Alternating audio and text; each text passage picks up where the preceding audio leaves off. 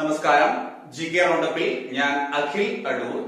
ഇന്ന് നമ്മൾ മത്സര പരീക്ഷകളിലെ വളരെ ഇമ്പോർട്ടന്റ് ആയിട്ടുള്ള ഇൻഫർമേഷൻ ടെക്നോളജി എന്ന ടോപ്പിക്കിൽ നിന്നും സ്ഥിരമായി ക്വസ്റ്റ്യൻ പേപ്പറിൽ ഇടം പിടിക്കുന്ന ഏറ്റവും ബേസ് ആയിട്ടുള്ള ചില കാര്യങ്ങളാണ് പഠിക്കുന്നത്. പ്രത്യേകിച്ച് നമ്മൾ എല്ലാവരും സൈബർ ലോകത്തെ ഒരുപാട് ഫെസിലിറ്റികൾ നിത്യജീവിതത്തിൽ യൂസ് ചെയ്യാറുണ്ട്. അങ്ങനെ നമ്മൾ യൂസ് ചെയ്യുന്ന ചില പ്രോഡക്റ്റുകൾ ഏത് കമ്പനി പ്രൊഡ്യൂസ് ചെയ്യുന്നു, അവിടെ ആ കമ്പനികൾ സ്ഥാപിച്ച പ്രധാനപ്പെട്ട വ്യക്തികൾ ആര് എന്ന രീതിയിൽ പലപ്പോഴും മത്സര പരീക്ഷകളിൽ 10ാം ക്ലാസ് ലെവൽ പരീക്ഷ മുതൽ ക്വസ്റ്റ്യൻ വരാറുണ്ട്. തീർച്ചയായിട്ടും സാധാരണ ഒരു പുസ്തകം വായിച്ചു പോകുന്നവർ ആ ക്വസ്റ്റ്യൻ ഒഴിവാക്കിയാണ് ചെയ്യുന്നത്. പക്ഷേ ഈ ക്വസ്റ്റ്യൻ ആൻസർ ചെയ്തു കഴിഞ്ഞാൽ റാങ്ക് ലിസ്റ്റിൽ മികച്ച ഒരു മുന്നേറ്റം നടത്താൻ നമുക്ക് സാധിക്കും. അങ്ങനെയുള്ള ചില ടോപ്പിക്കുകളാണ് ഇന്ന് നമ്മൾ ഡിസ്കസ് ചെയ്യുന്നത്. നിങ്ങൾക്ക് ഏവർക്കും ആസ്ഥ അക്കാഡമിയുടെ യൂട്യൂബ് ചാനലിലേക്ക് സ്വാഗതം.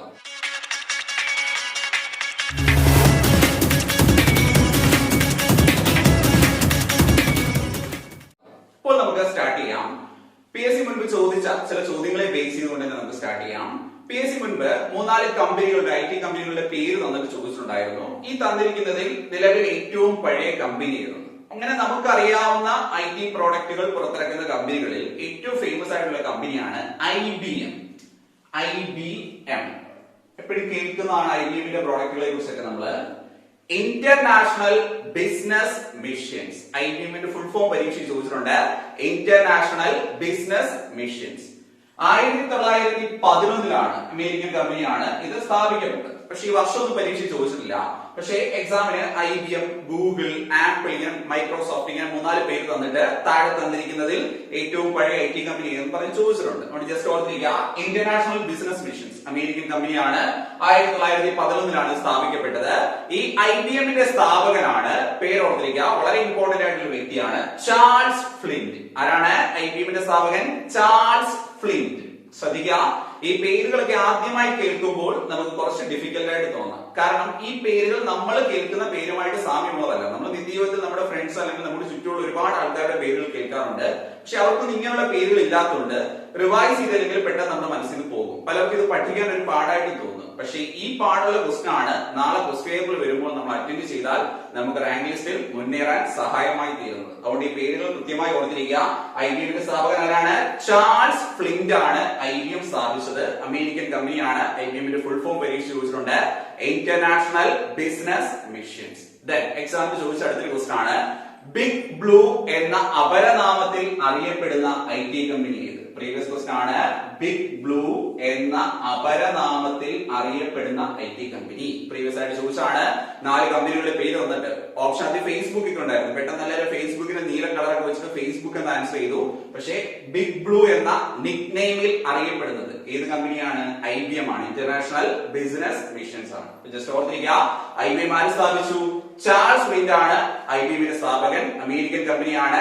International business machines. അതേപോലെ IBMന്റെ നിക് നെയിം, അപരനാമം എന്താണ്? ബിഗ് ബ്ലൂ എന്ന അപരനാമത്തിൽ അറിയപ്പെടുന്നു. ഇനി നമുക്ക് IT വളരെ ഡീറ്റെയിൽ ആയിട്ട് പഠിക്കുമ്പോൾ ഈ IBMന്റെ ചില പ്രോഡക്റ്റുകളെ കുറിച്ചൊക്കെ ക്വസ്റ്റ്യൻ വരാറുണ്ട് എക്സാമ്പിൾ ആയിട്ട്. നമുക്ക് അങ്ങോട്ട് പോകുമ്പോൾ ഡിസ്കസ് ചെയ്യാം. നെക്സ്റ്റ് PSCയുടെ മറ്റൊരു പ്രീവിയസ് ക്വസ്റ്റൻ ആണ്, ലോകത്തെ ഏറ്റവും കൂടുതൽ മൈക്രോ പ്രോസസ്സറുകൾ പ്രൊഡ്യൂസ് ചെയ്യുന്ന സ്ഥാപനം ഏത്? ലോകത്തെ ഏറ്റവും കൂടുതൽ മൈക്രോ പ്രോസസ്സറുകൾ പ്രൊഡ്യൂസ് ചെയ്യുന്ന സ്ഥാപനം. നമുക്കറിയാം, നമ്മളൊരു കമ്പ്യൂട്ടർ ഒക്കെ വാങ്ങുമ്പോൾ അതിലെ പ്രോസസ്സർ എന്ന് കേൾക്കുമ്പോഴേ നമ്മുടെ മനസ്സിലേക്ക് വരുന്ന ഏത് പേരാണ്?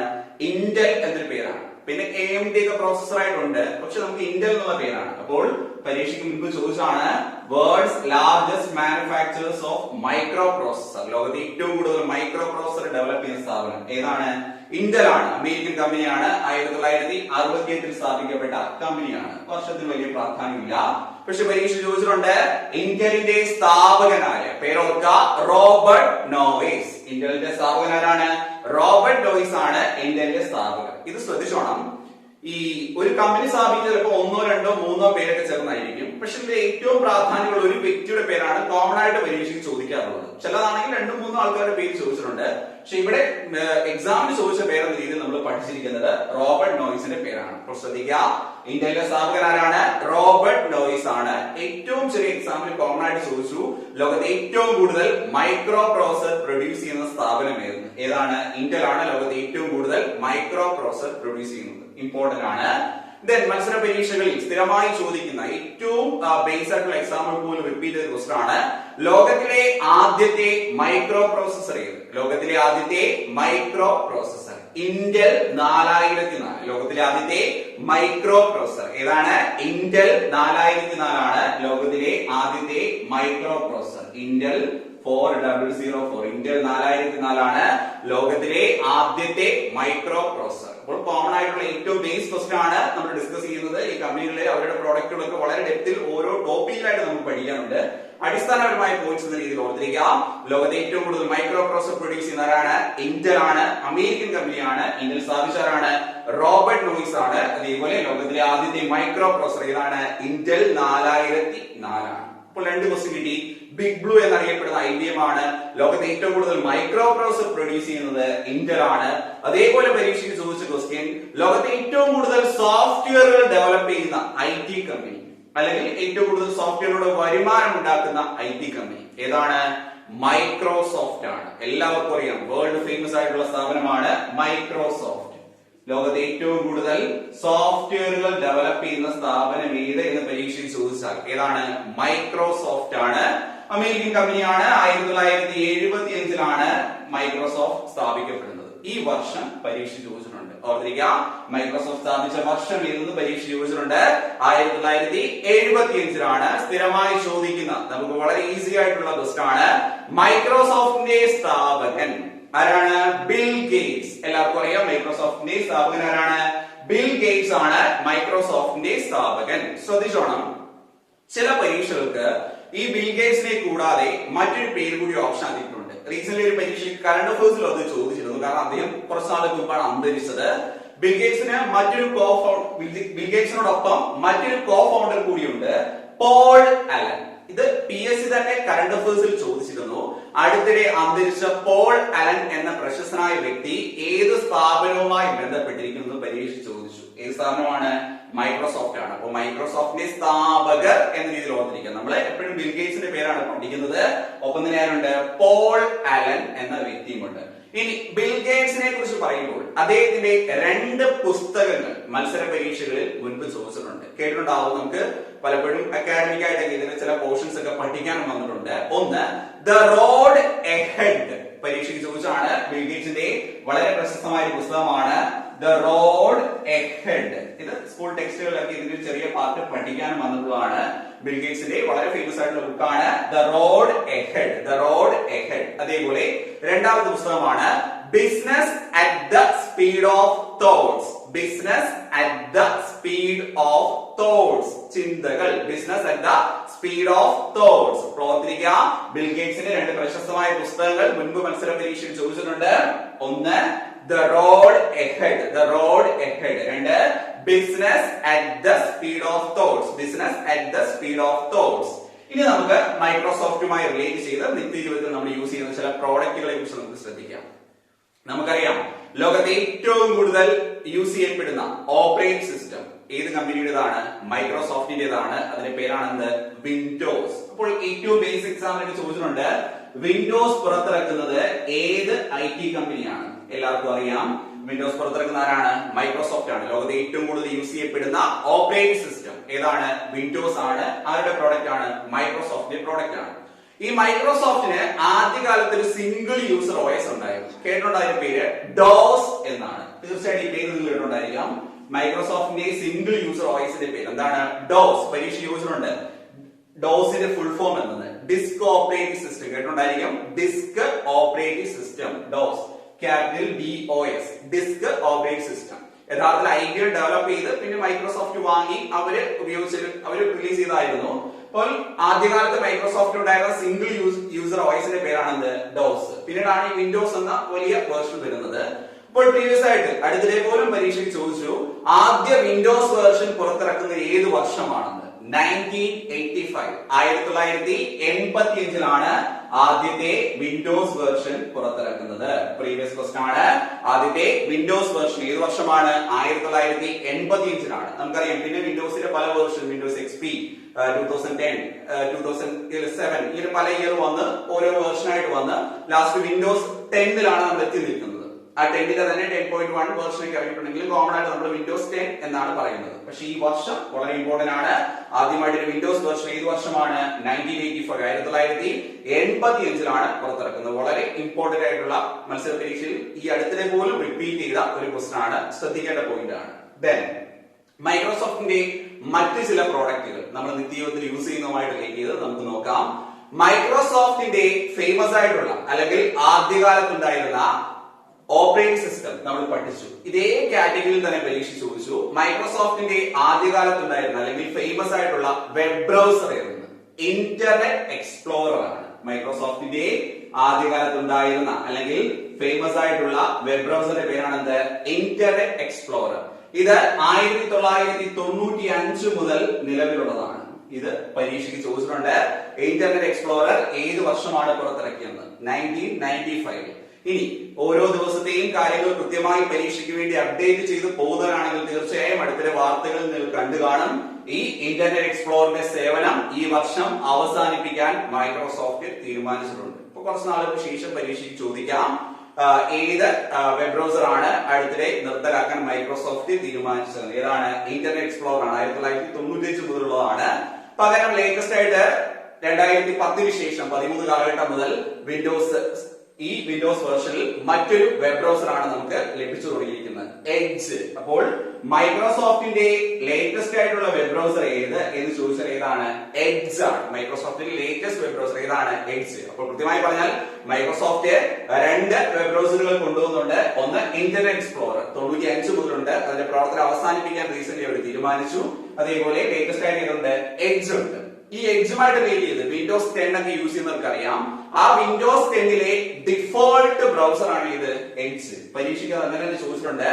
വിൻഡോസ് 10ലെ ഡിഫോൾട്ട് ബ്രൗസർ ഏതാണ്? എഡ്ജ് ആണ്. ഇപ്പൊ 2 വെബ് ബ്രൗസറുകളായി. ഇനി മൈക്രോസോഫ്റ്റിന്റെ തന്നെ ഒരു സെർച്ച് എഞ്ചിൻ ഉണ്ട്. അതിന്റെ പേരാണ് ബിങ്. പ്രീവിയസ് ക്വസ്റ്റൻ ആണ്. മൈക്രോസോഫ്റ്റിന്റെ സെർച്ച് എഞ്ചിന്റെ പേരെന്ത്? ബിങ്. നമ്മൾ എപ്പോഴും സെർച്ച് എഞ്ചിൻ എന്ന് പറയുമ്പോൾ ഗൂഗിള്, യാഹൂ ഒക്കെയാണ് നമ്മൾ പറയുന്നത്. അതേപോലെ തന്നെ ഫേമസ് ആയിട്ടുള്ള ഒരു സെർച്ച് എഞ്ചിൻ ആണ് ഇത്, ബിങ്. മൈക്രോസോഫ്റ്റിന്റെ സെർച്ച് എഞ്ചിന്റെ പേരാണെന്ത്? ബിങ്. പ്രീവിയസ് ക്വസ്റ്റൻ ആണ്. ദെൻ മൈക്രോസോഫ്റ്റിന്റെ ഇമെയിൽ സേവനത്തിന്റെ പേരാണ് ഹോട്ട് മെയിൽ. ഇമ്പോർട്ടന്റ് ആണ്. മൈക്രോസോഫ്റ്റിന്റെ ഇമെയിൽ സേവനമാണ് ഇത്, ഹോട്ട് മെയിൽ. നമുക്ക് ജിമെയിൽ കൂടാതെ ഹോട്ട് മെയിൽ അക്കൗണ്ട് ഉള്ളവരൊക്കെ ഉണ്ടാവും. അപ്പോൾ മൈക്രോസോഫ്റ്റിന്റെ ഇമെയിൽ സേവനത്തിന്, ഇലക്ട്രോണിക് മെയിൽ സേവനത്തിന്റെ പേരാണ് ഹോട്ട് മെയിൽ. 1996 മുതൽ ഉള്ള സംവിധാനമാണ് ഹോട്ട് മെയിൽ. ഓർത്തിരിക്കുക, മൈക്രോസോഫ്റ്റ് ആണ് 1996 മുതൽ ഹോട്ട് മെയിൽ എന്ന പേരിൽ നമുക്ക് ഇമെയിൽ സേവനം നൽകുന്നത്. അതും ശ്രദ്ധിക്കേണ്ട പോയിന്റ് ആണ്. ഇനി മൈക്രോസോഫ്റ്റിനെ സംബന്ധിച്ച് അതിന്റെ തലപ്പത്ത് വളരെ പ്രശസ്തനായ ഒരു ഇന്ത്യക്കാരനുണ്ട്. അതുകൊണ്ട് തന്നെ കറണ്ട് അഫയേഴ്സിലേക്ക് ഒരുപാട് തവണ ചോദിച്ചു. ഇനിയും അദ്ദേഹം ആ പദവിയിൽ ഇരിക്കുന്ന അത്രയും നാളും ചോദിക്കാൻ സാധ്യതയുള്ളതാണ്. പിന്നീട് അത് ചേഞ്ച് ആവുമ്പോൾ നമ്മൾ മാറ്റി പഠിച്ചാൽ മതി. മൈക്രോസോഫ്റ്റിന്റെ ഇപ്പോഴത്തെ സിഇഒ ആര്? മൈക്രോസോഫ്റ്റിന്റെ ഇപ്പോഴത്തെ സിഇഒ എല്ലാവർക്കും അറിയാം, സത്യ നഥേല. മൈക്രോസോഫ്റ്റിന്റെ ഇപ്പോഴത്തെ സിഇഒ ഇന്ത്യക്കാരനായ, അദ്ദേഹത്തിന്റെ ജന്മസ്ഥലം ഹൈദരാബാദ് ആണ്. പരീക്ഷ ചോദിച്ചിട്ടുണ്ട്. സത്യ നഥേലയാണ്. ഓർത്തിരിക്കുക, സത്യ നഥേല. അതും വളരെ ഇമ്പോർട്ടന്റ് ആയിട്ടുള്ള ഒരു പോയിന്റ് ആണ്, സത്യ നഥേല. ഇദ്ദേഹം ഹൈദരാബാദുകാരനാണ്. എക്സാമിൽ ചോദിച്ചിട്ടുണ്ട്. ഇന്ത്യക്കാരനാണ്. ഹൈദരാബാദ് എന്ന പ്ലേസ് എടുത്ത് ചോദിച്ചിട്ടുണ്ട്. അതേപോലെ തന്നെ പരീക്ഷയിൽ ഈ സത്യ നഥേലയുടെ വളരെ പ്രശസ്തമായ പുസ്തകം റീസെന്റ് ഒരുപാട് ശ്രദ്ധ ആകർഷിച്ചിരുന്നു. അതുകൊണ്ട് തന്നെ നമ്മുടെ എക്സാമിൽ അത് ചോദിക്കുകയും ചെയ്തു. ആ പുസ്തകത്തിന്റെ പേരാണ് hit refresh. Hit refresh important ആണ്. സത്യ നഥേലയുടെ പുസ്തകമാണിത്, ഹിറ്റ് റിഫ്രഷ്. അപ്പോൾ മൈക്രോസോഫ്റ്റിനെ കുറിച്ച് മിനിമം നമ്മൾ അറിഞ്ഞിരിക്കേണ്ട, നമ്മൾ സൈബർ ലോകത്ത് അവരിൽ നിന്ന് യൂസ് ചെയ്യുന്ന ഫെസിലിറ്റികളിൽ മിനിമം നമുക്ക് ഉണ്ടായിരിക്കേണ്ട ഒരു നോളജ് ആണ് നമ്മൾ ഡിസ്കസ് ചെയ്തത്. ഇനിയും അവരുടെ പ്രോഡക്റ്റുകൾ, അതിന്റെ സ്പെസിഫിക്കേഷൻ ഒക്കെ സബ്ജക്റ്റീവ് ആയിട്ട് നമുക്ക് വലിയ വലിയ എക്സാമുകൾക്ക് വേണ്ടി പഠിക്കാനുണ്ട്. ഇവിടെ അടിസ്ഥാനപരമായ കാര്യങ്ങൾ എന്ന രീതിയിൽ ഇത്രയും അറിഞ്ഞിരിക്കുക. അപ്പോൾ ലോകത്തെ ഏറ്റവും കൂടുതൽ സോഫ്റ്റ്വെയർ ഡെവലപ്പ് ചെയ്യുന്നത് മൈക്രോസോഫ്റ്റ് ആണ്. 1975 സ്ഥാപിച്ച അമേരിക്കൻ കമ്പനിയാണ്. ബിൽ ഗേറ്റ്സും പോൾ അലനും ചേർന്ന് സ്ഥാപിച്ചു. ബിൽ ഗേറ്റ്സും പോൾ അലനും ചേർന്ന് സ്ഥാപിച്ചു. അതേപോലെ ബിൽ ഗേറ്റ്സിന്റെ 2 പുസ്തകങ്ങൾ ഓർത്തിരിക്കുക, ദ റോഡ് എഹെഡ്, അതേപോലെ business at the speed of thoughts. അതേപോലെ മൈക്രോസോഫ്റ്റിന് ആദ്യകാലത്തുണ്ടായിരുന്ന സിംഗിൾ യൂസർ ഓപ്പറേറ്റിംഗ് സിസ്റ്റത്തിന്റെ പേരാണ് DOS, disk operating system. DOS, disk operating system. ആദ്യമായിട്ട് ഒരു വിൻഡോസ് വേർഷൻ അവർ പുറത്തിറക്കുന്നത് 1985 ഇപ്പോൾ അതാണ് വിൻഡോസ് 10 വന്ന് നിൽക്കുന്നത്. മൈക്രോസോഫ്റ്റിന് ആദ്യകാലത്തുണ്ടായിരുന്ന ഫേമസ് ആയിട്ടുള്ള വെബ് ബ്രൗസർ ആണ് ഇന്റർനെറ്റ് എക്സ്പ്ലോറർ. 95 മുതലുണ്ട്. റീസെന്റ് അതിന്റെ പ്രവർത്തനം അവസാനിപ്പിക്കാൻ തീരുമാനിച്ചു. അവരുടെ ലേറ്റസ്റ്റ് ആയിട്ടുള്ള വെബ് ബ്രൗസർ ആണ് എഡ്ജ്. വിൻഡോസ് 10ലെ ഡിഫോൾട്ട് ബ്രൗസർ ഏതാണ്? എഡ്ജ് ആണ്. അതേപോലെ തന്നെ മൈക്രോസോഫ്റ്റിന്റെ സെർച്ച് എഞ്ചിന്റെ പേരാണെന്ത്? ബിങ്. മൈക്രോസോഫ്റ്റിന്റെ സെർച്ച് എഞ്ചിന്റെ പേരാണെന്ത്? ബിങ്. മൈക്രോസോഫ്റ്റിന്റെ ഇമെയിൽ സേവനമാണ് ഇത് ഹോട്ട്മെയിൽ. അത് 96 മുതലുണ്ട്. അതേപോലെ തന്നെ മൈക്രോസോഫ്റ്റിന്റെ നിലവിലെ സിഇഒ ഇന്ത്യക്കാരനായ സത്യ നഥേലയാണ്. അദ്ദേഹത്തിന്റെ ഹിറ്റ് റിഫ്രഷ് എന്ന പുസ്തകം പരീക്ഷയ്ക്ക് ചോദിച്ചിട്ടുണ്ട്. ഇത്രയും കാര്യങ്ങൾ പ്രീവിയസ് ആയിട്ട് പരീക്ഷയ്ക്ക് ചോദിച്ചാണ്, കൃത്യമായി തന്നെ പഠിക്കുക. നെക്സ്റ്റ് മറ്റൊരു ക്വസ്റ്റൻ ആണ്, ലോകത്തിലെ ഏറ്റവും വലിയ IT കമ്പനി ഏത്? ഇത് റവന്യൂ, വരുമാനത്തെ ബേസ് ആണ് ഈ ക്വസ്റ്റൻ പലപ്പോഴും ചോദിക്കാറുള്ളത്. പെട്ടെന്ന് എല്ലാവരും ഗൂഗിളെന്നോ മൈക്രോസോഫ്റ്റ് എന്നോ എഴുതും. പക്ഷെ നമുക്കറിയാം ഈ IT കമ്പനിയുടെ ഒക്കെ പേര് കേൾക്കുമ്പോൾ ഏറ്റവും കൂടുതൽ ഒരു ബ്രാൻഡ് വാല്യൂ നമുക്ക് ഫീൽ ചെയ്യുന്ന ഏത് പേര് കേൾക്കുമ്പോഴാണ്? ആപ്പിൾ ആണ്. അപ്പോൾ world's largest IT company by revenue, ലോകത്തെ ഏറ്റവും കൂടുതൽ വരുമാനത്തിലൂടെ ഏറ്റവും വലിയ കമ്പനി എന്ന വിശേഷണം ഏതിനാണ്? ആപ്പിൾ ആണ്.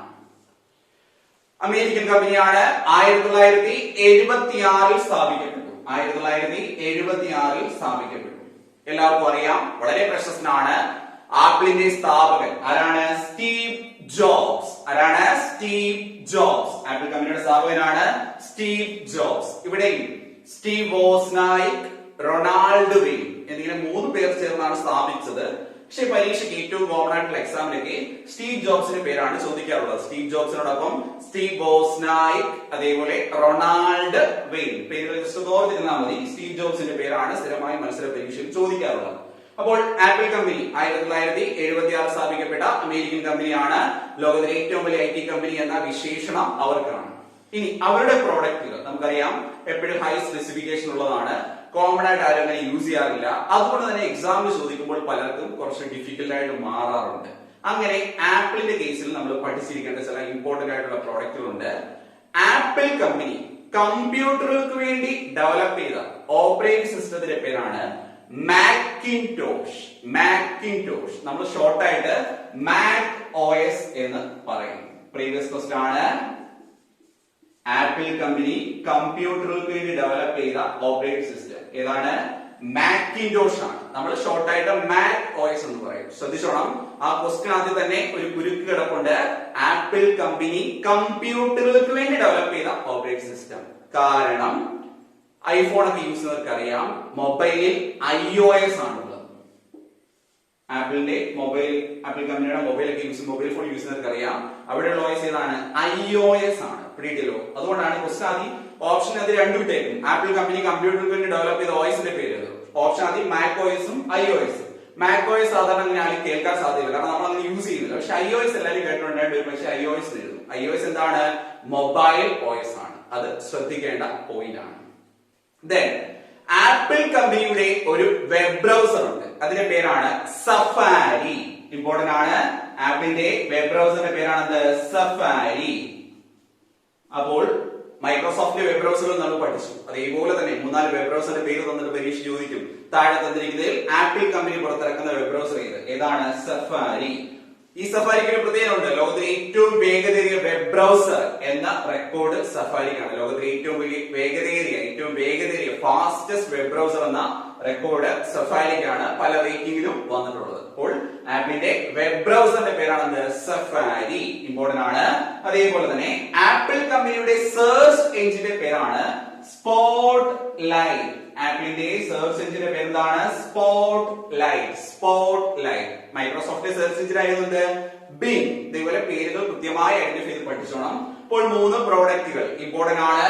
ആപ്പിൾ കമ്പ്യൂട്ടറുകൾക്ക് വേണ്ടി ഡെവലപ്പ് ചെയ്ത OSന്റെ പേരാണ് മാക്കിൻടോഷ്. നമ്മൾ ഷോർട്ട് ആയിട്ട് മാക് OS പറയും. ആപ്പിൾ മൊബൈൽ ഫോണിന്റെ OS ആണ് iOS. അതേപോലെ ആപ്പിൾ കമ്പനിയുടെ വെബ് ബ്രൗസറിന്റെ പേരാണ് സഫാരി. ലോകത്തിലെ ഏറ്റവും വേഗതയേറിയ വെബ് ബ്രൗസർ എന്ന റെക്കോർഡ് സഫാരിക്കാണ്. അതേപോലെ ആപ്പിളിന്റെ സെർച്ച് എഞ്ചിന്റെ പേരാണ് സ്പോട്ട് ലൈറ്റ്. അതും ശ്രദ്ധിക്കേണ്ട പോയിന്റ് ആണ്. നെക്സ്റ്റ് അടുത്ത കമ്പനി യാഹു. എല്ലാവർക്കും അറിയാം, നമ്മളെപ്പോഴും കേൾക്കുന്നതാണ് യാഹു എന്ന കമ്പനി. ഇതിൽ കുറച്ച് ഡൗൺ ആയിട്ടിരിക്കുന്ന ഒരു സ്ഥാപനമാണ്. 1994 സ്ഥാപിക്കപ്പെട്ടു. പ്രീവിയസ് ക്വസ്റ്റ്യൻ, യാഹു സ്ഥാപിച്ച വർഷം എക്സാമിൽ നേരത്തെ ചോദിച്ചിട്ടുണ്ട്. 1994 യാഹു സ്ഥാപിക്കപ്പെട്ടത്. ഇത് ഒരു അമേരിക്കൻ കമ്പനിയാണ്. നിലവിൽ ഇൻഡസ്ട്രിയിൽ കുറച്ച് ഡൗൺ ആയിരിക്കുന്ന സ്ഥാപനമാണ്. ഇപ്പോഴും പരീക്ഷകൾ റിപ്പീറ്റ് ചെയ്ത് ചോദിക്കുന്ന ക്വസ്റ്റൻ ആണ്, യാഹൂവിന്റെ സ്ഥാപകർ ആരൊക്കെ? Jerry and David Philo. പേരുകൾ ഓർത്തിരിക്കുക, ജെറി ആൻഡ് ഡേവിഡ് ഫിലോ. ഈ രണ്ട് പേരുകളും പഠിച്ചിരിക്കണം, രണ്ടും മാറി മാറി ചോദിക്കണം. ആരൊക്കെ ചേർന്നാണ്? ജെറി യാങ്ങും ഡേവിഡ് ഫിലോയും ചേർന്നാണ് ഏത് സ്ഥാപനം ക്രിയേറ്റ് ചെയ്യുന്നത്? യാഹൂ. ഏത് വർഷം? 1994. ഒരുപാട് സാമ്പത്തിക പ്രതിസന്ധികളും ഇൻഡസ്ട്രിയിൽ ഡൗൺ ആയതിനെ തുടർന്ന് ഈ യാഹൂവിന് ഒരു കൈമാറ്റം കുറച്ച് നാളുകൾക്ക് മുമ്പ് നടന്നിരുന്നു. അത് പരീക്ഷയ്ക്ക് ചോദിച്ചിട്ടുണ്ട്. ഇപ്പോൾ യാഹൂവിന്റെ ഉടമസ്ഥർ ആരാണെന്ന്?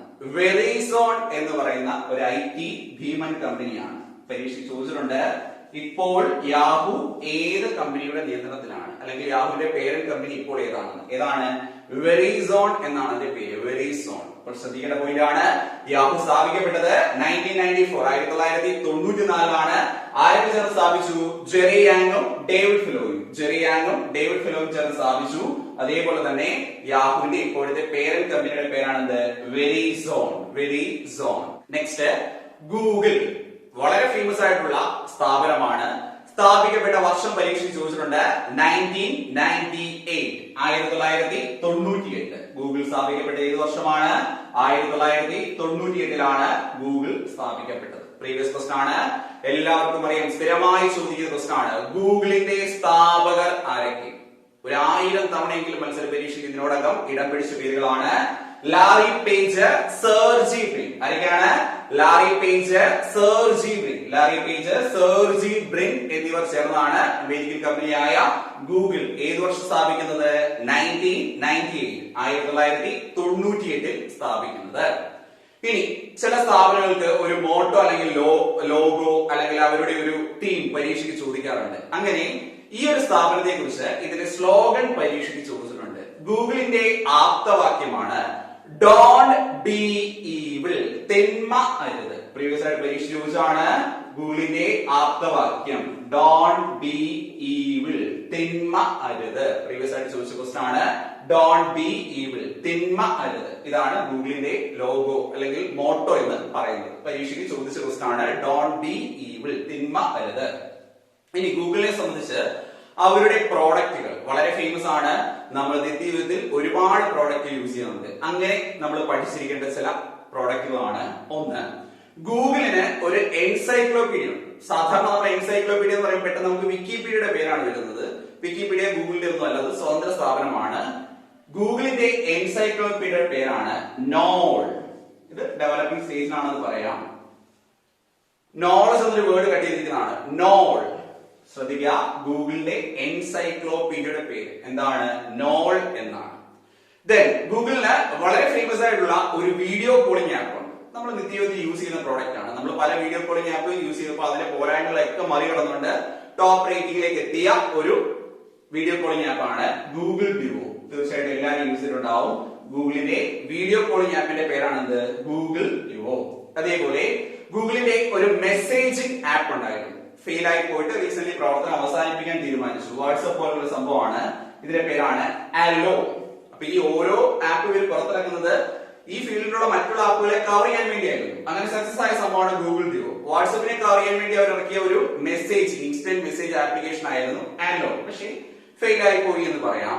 ദെൻ ഗൂഗിളിന് 2 സോഷ്യൽ നെറ്റ്വർക്കിംഗ് സൈറ്റുകൾ ഉണ്ടായിരുന്നു. ഈ 2 പേരുകൾ നിങ്ങൾ കേട്ടിട്ടുണ്ടാവും. ഒന്ന്, ഓർക്കുട്ട്. നമ്മൾ എപ്പോഴും ഫേസ്ബുക്ക് യൂസ് ചെയ്യുന്ന ഒരു കാലഘട്ടത്തിന് മുമ്പ് ഏറ്റവും ഫേമസ് ഓർക്കുട്ട് ആയിരുന്നു. 2004 ഫേസ്ബുക്ക് വന്ന അതേ സമയത്ത് വന്ന് ഒരു 2009 വരെ ടോപ്പ് റേറ്റിംഗിൽ നിന്നാണ് ഓർക്കുട്ട്. ഓർക്കുട്ട് ബോയ്കോക്ടൻ എന്നൊരു വ്യക്തിയാണ്. ഓർക്കുട്ട് ബോയ്കോക്ടൻ എന്നൊരു വ്യക്തിയാണ് സ്ഥാപിച്ചത്. അന്നൊക്കെ ഇത് പരീക്ഷയിൽ ചോദിക്കുമായിരുന്നു. ഇവര് 2014 പ്രവർത്തനം അവസാനിപ്പിച്ചു. കാരണം ഫേസ്ബുക്ക് വന്ന് ഇവരുടെ റേറ്റിംഗ് ഒക്കെ പോയി. ശേഷം മറ്റൊരു സോഷ്യൽ മീഡിയ കൂടി ഇവിടെ ഇറക്കിയിരുന്നു. അതിന്റെ പേരാണ് ഗൂഗിൾ പ്ലസ്. അതിന്റെ പ്രവർത്തനം റീസെന്റ് അവസാനിപ്പിക്കുകയും ചെയ്തു. 2000 ഇതിന്റെ പ്രവർത്തനവും അവസാനിപ്പിച്ചു. അപ്പോൾ ഗൂഗിളിന് ഉണ്ടായിരുന്ന 2 സോഷ്യൽ നെറ്റ്വർക്കിംഗ് സൈറ്റ് ആണ് ഓർക്കുട്ട്. അത് സ്ഥാപിച്ച ഓർക്കുട്ട് ബോയ്കോക്ടൻ എന്നൊരു വ്യക്തിയാണ്. 2014 അത് പ്രവർത്തനം അവസാനിപ്പിച്ചു. അതേപോലെ ഗൂഗിൾ പ്ലസ് ഉണ്ടായിരുന്നു. അത് റീസെന്റ് പ്രവർത്തനം അവസാനിപ്പിക്കുകയും ചെയ്തു. അതും ഇമ്പോർട്ടന്റ് ആണ്. ദെൻ ഗൂഗിളിന്റെ ഡിജിറ്റൽ പേയ്മെന്റ് ആപ്പിന്റെ പേരാണ് എല്ലാവർക്കും അറിയാം ഗൂഗിൾ പേ. നമ്മൾ എപ്പോഴും യൂസ് ചെയ്യുന്നതാണ് ഗൂഗിൾ പേ ആണ് ഗൂഗിളിന്റെ ഡിജിറ്റൽ പേയ്മെന്റ് ആപ്പ്. ആദ്യം ഇത് തേസ് എന്ന പേരിലായിരുന്നു പുറത്തിറക്കിയിരുന്നത്. ഇപ്പോൾ പലർക്കും ഇത് ഗൂഗിളിന്റെ പ്രോഡക്റ്റ് ആണെന്ന് അറിയില്ലായിരുന്നു. അത് റീനെയിം ചെയ്ത് ഗൂഗിൾ പേ. ഡിജിറ്റൽ പേയ്മെന്റിൽ ഇപ്പോൾ ഏറ്റവും ടോപ്പ് റേറ്റിംഗ് നിൽക്കുന്നതാണ്. ഗൂഗിളിന്റെ ഡിജിറ്റൽ പേയ്മെന്റ് ആപ്പിന്റെ പേരാണ് ഗൂഗിൾ പേ.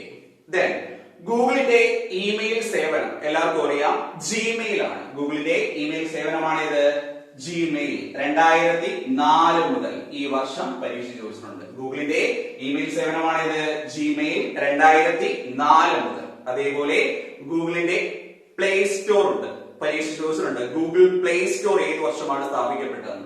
2008 ഗൂഗിൾ പ്ലേ സ്റ്റോർ സ്ഥാപിക്കപ്പെടുന്നത്. ഗൂഗിൾ പ്ലേ സ്റ്റോർ ഏത് വർഷമാണ്? 2008 ഒഫീഷ്യലി സ്ഥാപിക്കപ്പെടുന്നത്. രണ്ട് പോയിന്റുകൾ ഇമ്പോർട്ടന്റ് ആണ്. അവരുടെ ഇമെയിൽ സേവനമാണ് നമ്മൾ ഏറ്റവും യൂസ് ചെയ്തത്. ജിമെയിൽ ആണ് 2004 വന്നു. അതേപോലെ ഗൂഗിൾ പ്ലേ സ്റ്റോർ ഏത് വർഷമാണ്? 2008 നിലവിൽ വരികയും ചെയ്തു. ഇനി ഗൂഗിളിനെ സംബന്ധിച്ച് അതിലെ തലപ്പത്തുള്ള ഒരു വ്യക്തി കഴിഞ്ഞ 4-5 വർഷമായിട്ട് നിരവധി തവണ പരീക്ഷയിൽ ഇടം പിടിച്ച വ്യക്തിയാണ്.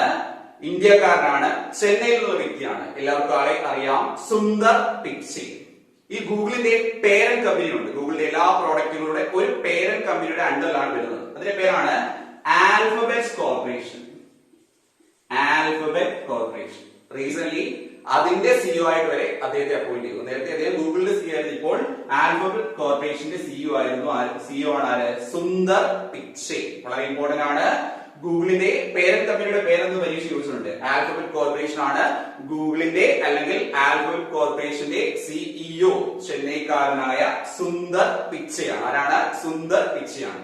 അപ്പോൾ ഒരു IT കമ്പനി എന്ന രീതിയിൽ നമ്മൾ ഗൂഗിളിനെ കുറിച്ച് അറിഞ്ഞിരിക്കേണ്ട ഏറ്റവും അടിസ്ഥാനപരമായ പോയിന്റുകൾ, അതായത് സൈബർ ലോകത്ത് നമ്മൾ നിത്യജീവിതത്തിൽ യൂസ് ചെയ്യുന്ന പ്രോഡക്റ്റുകൾ എന്ന രീതിയിൽ മത്സര പരീക്ഷകൾ മുമ്പ് ഗൂഗിളുമായിട്ട് റിലേറ്റ് ചോദിച്ച ബേസ് ക്വസ്റ്റ്യൻസ്. ഇനി ഓരോ സബ്ജക്ട് പഠിക്കുമ്പോഴും അവരുടെ ഒരുപാട് സ്പെസിഫിക്കേഷൻസ് ഒക്കെ നമുക്ക് പഠിക്കാനുണ്ട്.